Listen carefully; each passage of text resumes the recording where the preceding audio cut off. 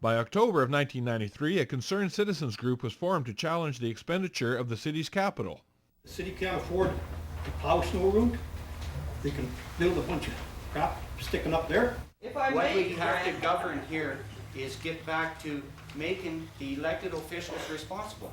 We have to get the people that are here, that are interested, to say, yes, I agree with you, yes, I'm going to sign up, and we together are going to fight it. In just 7 days, Lloydminster's newly formed Ratepayers Association has grown from 19 to more than 100 people frustrated with City Council. And this is why they're angry. Lloydminster's $300,000 border marker project. Council decided 2 weeks ago to finish construction with surplus cash from this year's budget after the Alberta government pulled its share of funding. What we have to have is your advice as to whether you would like to go as far as taking legal action to stymie it. We have to decide if we want to do this. If we want to do this, then we have to get a lawyer on it, we have to raise some funds, and we have to get an injunction. And with that, a vote was held. All in favor? What we'd like to see is a basis used for something else, something that's within our scope as human beings. Nothing in the realm of fantasy. Skyscrapers we don't need. The group is also looking at a major petition that would force the border marker into becoming an issue when Lloydminster residents return to the polls.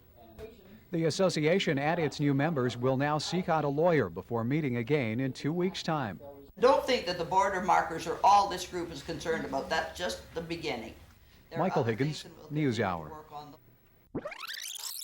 What the heck? It's our money. You know, let's not be coy about it. And if they're going to spend it, I would love to be able to rubber stamp what they spend it on.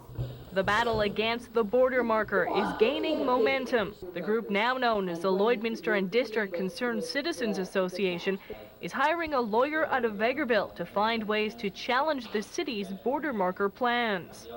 The group plans to force a plebiscite on the border marker issue to run in conjunction with the by-election on November 24th. Some mystery donors are now stepping in to fund that process. That will remain secret because these people are strictly anonymous. LDCCA members are not keeping quiet about their lack of faith in the Lloydminster City Council. They say their fight against the border marker issue is just the tip of the iceberg. It goes much beyond the border markers. It's strictly as a group that gives another opinion to the direction that perhaps the bureaucracy is going occasionally. Watchdog is maybe one word, but I prefer to think of us as a check and balance. The group will now take its concerns about the marker into the Lion's Den and meet with council members this week. But President Sloan is not sure the group will get a very receptive ear. So who does City Council speak for then? I kind of got the impression the council. Darcy Modine, NewsHour. Finally, in May of 1994, the city was set to erect the 4 new landmark towers. In just over a week's time, the city of Lloydminster will have a new look, as the border markers are going to be unveiled Wednesday, May 11th, with the work scheduled to begin the same day at 4 a.m. The 4 towers should take approximately 12 hours to set up, starting off at the South Traffic Island on Highway 16, moving to the North Traffic Island, and then the next 2 towers would be done in Civic Square. The border marker, which has been a contentious issue for a number of Midwest residents, will definitely be difficult to miss, as they'll be international orange in color and reach 100 feet into the air at a price tag of $440,000. But Mayor Pat Gulak is pleased that the structures will finally be constructed. We certainly hope so, yes, that it'll relieve some of the tension that's going around the community. It's been fairly quiet the last little while. It'd be nice to get it up and out of the way and people know that it's there, and that's it. For further information on road closures and detours, you can call the Lloydminster Engineering and Public Works Department. Jim Unger, NewsHour. Finally, the day had arrived for the towers to be bolted to their bases, but things didn't go quite as planned. People lined the streets in anticipation of watching Lloydminster's 4 100-foot international orange border markers be erected today, when something unexpected happened. 2 of the towers didn't line up properly. The base plate of these two towers that you see in front of you are switched 90 degrees. But not everybody was disappointed with today's mishap, as Gene Sloan, president of the LDCCA, who at one time led a petition against the border markers, was pleased with the miscalculation that resulted in today's delay. You'll forgive me for saying so, but it was high glee.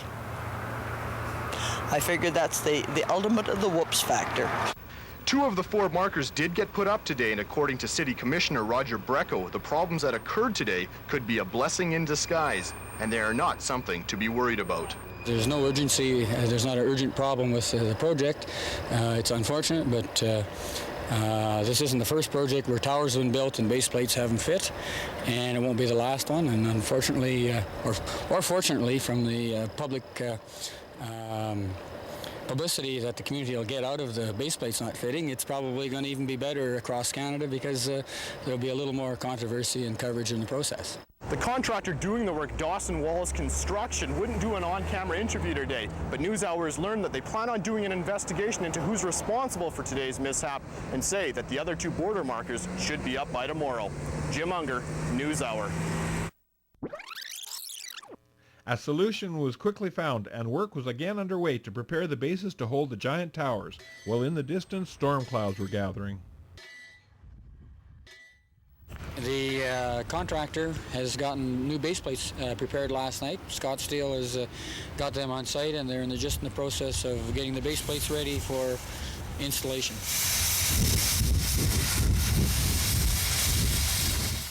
Everything appeared to be in place to correct yesterday's mishap, and all 4 of the border markers would be dominating the Lloydminster skyline by the end of the day, as the preliminary work to get the proper fitting base plates in place to anchor the final 2 100-foot tall towers was being taken care of, when Mother Nature added yet another problem. Specifically, the wind that's out there eliminates the possibility of doing any crane work right now, and I guess we're hopeful that the wind will go down and we'll do some later on this evening. Earlier this afternoon, winds were gusting up to 75 kilometers an hour, making it unsafe to carry on with construction, specifically the crane work. But Dawson Wallace Construction say that if the winds die down, we could see another marker up later today, as they can work until the sun sets. If not, they'll try again tomorrow. Jim Unger, NewsHour. Soon, all 4 pillars were standing upright on their concrete bases, ready to represent the city of Lloydminster for all time. It must have seemed like everything was bordering on perfection.